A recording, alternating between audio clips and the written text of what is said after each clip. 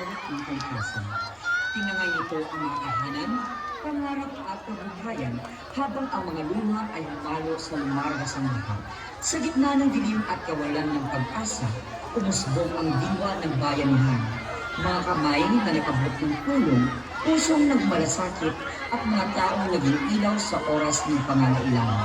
Mula sa mga guro ay muling sumibok ang pag-asa. Unti-unting bumangon ang komunidad, pinanday ng katatagan at pagkakaisa. Tulad ng sagayan, ang sayaw ng nandirigma. Hinarap nila ang bawat dagok ng may tapang at paninindigan, sapagkat sa likod ng bawat unos ay may pag-asang sisikat at sa pagkakaisa, wala unos na hindi kayang lampasan. Mula sa lugar ng mga matatag at di kailanman matitinag, ang aming taus-pusong pagpupugay sa inyong lahat. Punta Central Elementary School, malugod po naming ipapamana sa inyo ang isang kwentong hango sa totoong pangyayari na pinamagatang Agos ng Pag-asa.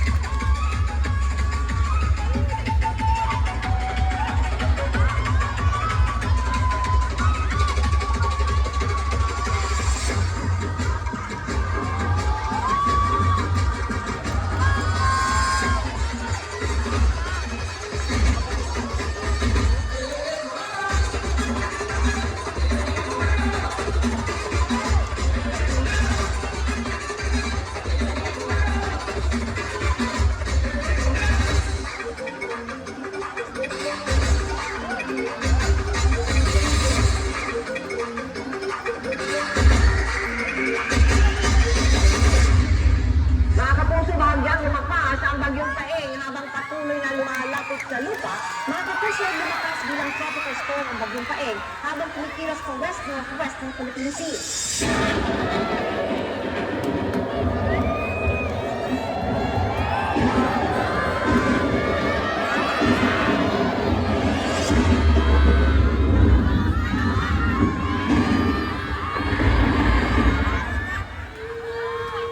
Ma'am Kiram, ito na po ba ang paaralan natin? Ang dating tahanan ng aming mga pangarap, ngayon ay putik.